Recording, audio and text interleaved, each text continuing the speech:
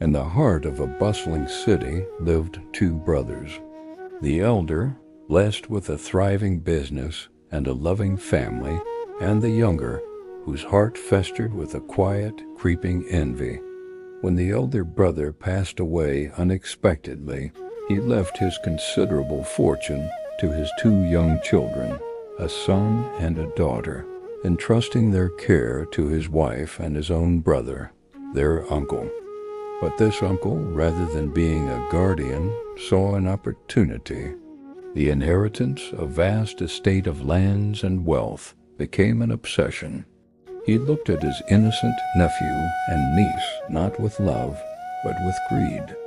A wicked seed was planted in his soul, and it grew into a monstrous plan. He decided that the children had to disappear so that he, as the next of kin, could claim everything. One evening, under the cloak of a moonless sky, he put his dreadful plan into motion. He took the children for a walk, leading them deep into a dense, unfamiliar forest far from home.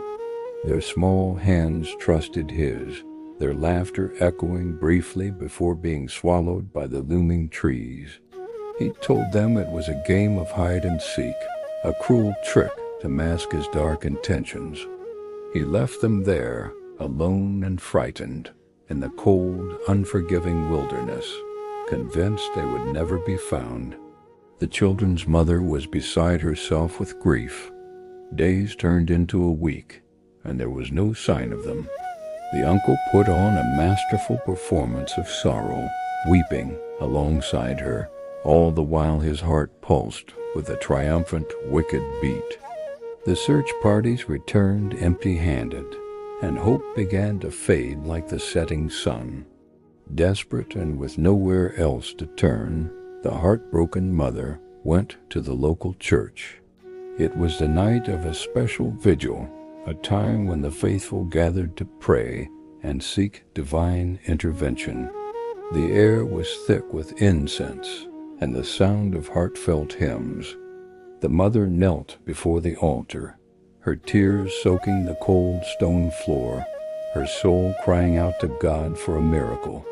As the night wore on and the prayers intensified, something extraordinary happened. A powerful presence filled the church. The Holy Ghost descended upon the congregation. A woman in the crowd, a humble servant of God, suddenly rose to her feet. Her eyes were wide, seeing something no one else could. She spoke, but it was not her own voice. It was a voice filled with divine authority, a voice that cut through the silence like a bolt of lightning. "Behold," she declared, her finger pointing directly at the uncle, who sat amongst the mourners, a mask of false piety on his face. "The deceiver is among us, the wolf in sheep's clothing. He led the innocent lambs into the wilderness to be devoured, his heart poisoned by greed for what is not his." A collective gasp swept through the church. All eyes turned to the uncle.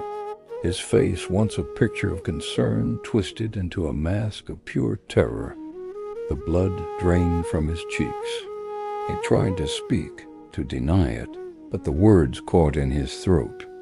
Under the weight of the divine accusation, his carefully constructed facade crumbled into dust.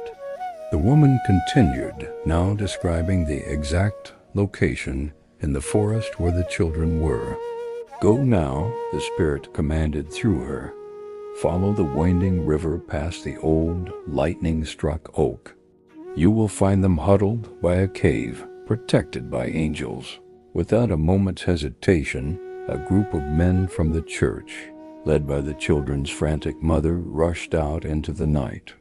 They followed the divine directions precisely, and there, just as the prophecy had foretold, they found the two children, cold and hungry, but miraculously alive and unharmed. They said that every night a gentle warmth had surrounded them, and strange, sweet berries had appeared for them to eat. They were not alone. When they returned to the city, The uncle was met not by a grieving family, but by the city guard. His crime exposed by a power far greater than his own cunning, he confessed everything. Justice was swift. The children were safe, their inheritance secure, and their mother's faith rewarded in the most spectacular way.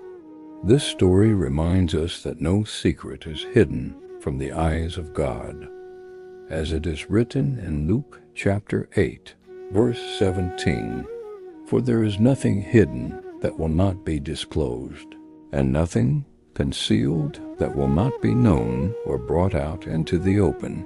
The darkness of human greed is no match for the illuminating light of divine truth. Thank you for joining us for this incredible story of faith and deliverance. What did you think of this miraculous intervention? Let us know in the comments below.